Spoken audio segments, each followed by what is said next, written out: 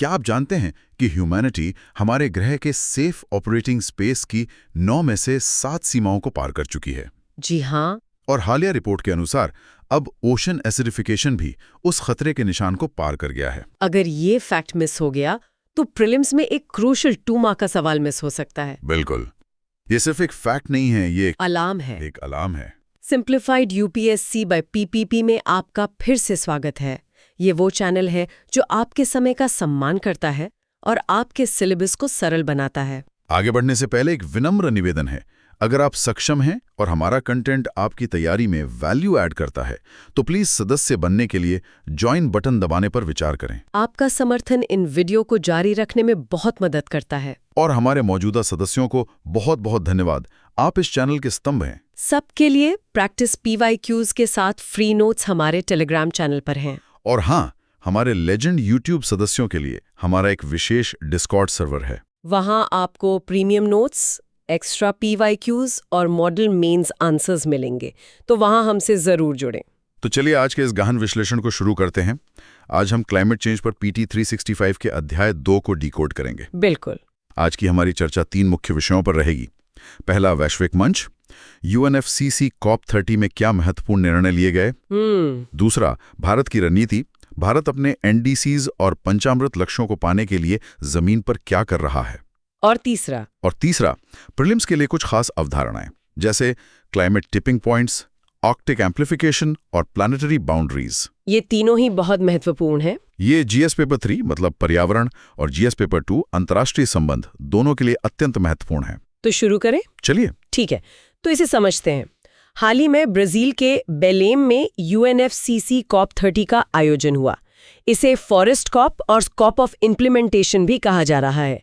इसका क्या महत्व है? देखिए, ये बहुत महत्वपूर्ण है। पहली बार अमेज़न क्षेत्र में हुई ये COP और इसने बेलेम पैकेज को अपनाया। इसमें सिर्फ बातचीत नहीं बल्कि कार्यान्वयन, इम्प्लीमेंटेशन पर जोर दिया गया। इम्प्लीमेंटेशन, ये शब्द बहुत जरूरी है। जी, इसके कुछ प्रमुख परिणाम है। पहला है बेलेम हेल्थ एक्शन प्लान। अच्छा। ये स्वास्थ्य के लिए समर्पित दुनिया की पहली अंतर्राष्ट्रीय जलवायु अनुकूलन योजना है। ये तो बहुत बड़ी बात है, मतलब हेल्थ और क्लाइमेट को सीधे जोड़ा गया है। बिल्कुल। फिर है Belem declaration for green industrialisation.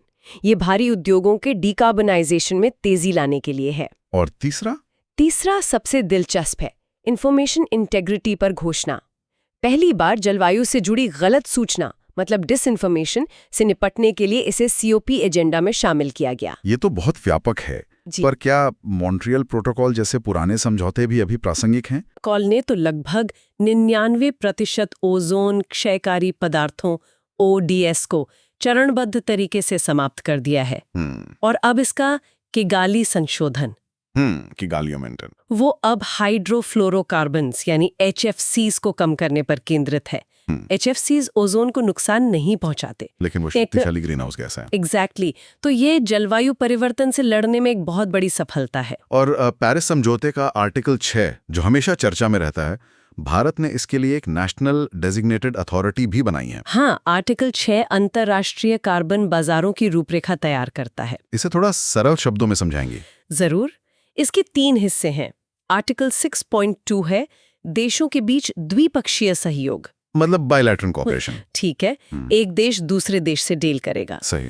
फिर आर्टिकल 6.4 है जो एक सेंट्रलाइज्ड ग्लोबल कार्बन मार्केट बनाता है। ये क्योटो प्रोटोकॉल के CDM का उत्तराधिकारी है एक तरह से। और 6.8? आर्टिकल 6.8 नॉन मार्केट अप्रोचेस को बढ़ावा देता है। और भारत का जो NDA है वो ये सुनिश्चित करेगा कि देश इन बाजारों में प्रभावी ढंग से भाग ले सके। इसका UPSC से सीधा लिंकेज कहाँ बनता है? ये सीधे GS पेपर 3 पर्यावरण और GS पेपर 2 अंतर्राष्ट्रीय संस्थान से जुड़ता है। 2024 के मेंस में भी एक सवाल था जो क्लाइमेट फाइनेंस से संबंधित था और ये उसी का विस्तार है। अच्छा, अब भारत की बात करते हैं। हमने COP26 में पंचामृत लक्ष्य तय किए थे और अपने NDCs को भी अपडेट किया है। हम जमीनी स्तर पर क्या कर रहे हैं? भारत ने अपने वादों को नीति में बदलना शुरू कर दिया है।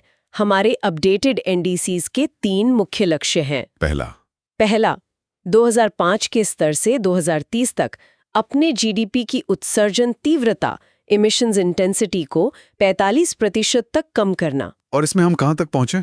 हम 36% पहले ही हासिल कर चुके हैं। वाह। दूसरा लक्ष्य है 2030 तक गैर जीवाश्म ईंधन नॉन फॉसिल फ्यूल आधारित ऊर्जा स्रोतों से 50% संचयी विद्युत शक्ति स्थापित क्षमता प्राप्त करना। ये लक्ष्य तो बहुत एम्बिशियस लिखता है। और हमने ये कर दिखाया है। हम सितंबर 2025 तक 51% हासिल कर चुके हैं, मतलब लक्ष्य से पहले ही। ये तो प्रभावशाली है। और तीसरा लक्ष्य? तीसरा है अतिरिक्त वन और वृक्ष आवरण के माध्यम से 2.5 से 3 बिलियन टन CO2 के बराबर एक अतिरिक्त कार्बन सिंक बनाना। ठीक है, तो इन लक्ष्यों को लागू करने के लिए कानूनी ढांचा क्या है? कोई कानून, कोई नियम? सरकार ने 2 बड़े कदम उठाए हैं। पहला है green house gases emission intensity यानी GII टारगेट रूल्स 2025। ये 400 से अधिक औद्योगिक इकाइयों के लिए कानूनी रूप से बाध्यकारी लीगली बाइंडिंग GHG उत्सर्जन लक्ष्य निर्धारित करता है। और अगर कोई पालन ना करे तो भारी जुर्माना लगेगा। मतलब ये एक तरह का स्टिक है। सही। और फिर कैरेट भी है। वो क्या है? वो है carbon credit trading scheme CCTS 2023। ये एक बाजार आधारित प्रणाली है। जो कंपनियां अपने लक्ष्य से बेहतर प्रदर्शन करती हैं वो कार्बन क्रेडिट बेच सकती हैं। और जो पीछे रह जाती हैं उन्हें क्रेडिट खरीदना होगा। अच्छा, और ये ग्रीन क्रेडिट प्रोग्राम क्या है? क्या ये कार्बन क्रेडिट जैसा ही है? नहीं, ये अलग है और बहुत दिलचस्प है। Green credit program mission life का हिस्सा है। ओके। ये सिर्फ कार्बन उत्सर्जन कम करने के लिए नहीं है। ये वृक्षारोपण, जल संरक्षण, सतत कृषि जैसी 8 गतिविधियों के लिए प्रोत्साहन देता है। मतलब कोई भी ऐसा काम जो पर्यावरण पर पॉजिटिव प्रभाव डालता है। बिल्कुल। ये कार्बन क्रेडिट से परे जाकर हर तरह के पर्यावरणीय कार्यों को पुरस्कृत करता है। दोस्तों, भारत के इन 3 मुख्य NDC लक्ष्यों को याद रखने के लिए एक सिंपल मेमोरी हुक है ENSURE, इंडियाज फ्यूचर। ये अच्छा है। E से एमिशन इंटेंसिटी घटाना, N से नॉन फॉसिल फ्यूल क्षमता बढ़ाना और S से कार्बन सिंक बनाना। ENS, बहुत बढ़िया। द्वारा अपने NDCs को प्राप्त करने के लिए लागू किए गए बाजार आधारित तंत्रों की विवेचना करें। बिल्कुल। अब आते हैं कुछ बहुत ही दिलचस्प बातों पर। प्रीलिम्स स्पेशल, जैसे क्लाइमेट टिपिंग पॉइंट्स, ये क्या है और UPSC के लिए ये क्यों महत्वपूर्ण है? क्लाइमेट टिपिंग पॉइंट एक ऐसी दहलीज है जिसे पार करने के बाद किसी सिस्टम में बड़ा और अक्सर अपरिवर्तनीय इर्रिवर्सिबल बदलाव आता है। इरिवर्सिबल मतलब जिसे वापस ठीक नहीं किया जा सकता। जी। उदाहरण के लिए अमेज़न वर्षावन का सूखकर सवाना में बदलना या गर्म पानी की वजह से कोरल रीफ्स का स्थायी रूप से मर जाना। IPCC ने ऐसे कई टिपिंग पॉइंट्स की पहचान की है। और आर्कटिक एम्प्लीफिकेशन के बारे में क्या? ये भारत को कैसे प्रभावित करता है? इसका मतलब है कि आर्कटिक क्षेत्र पृथ्वी के बाकी हिस्सों की तुलना में बहुत तेजी से गर्म हो रहा है। क्यों?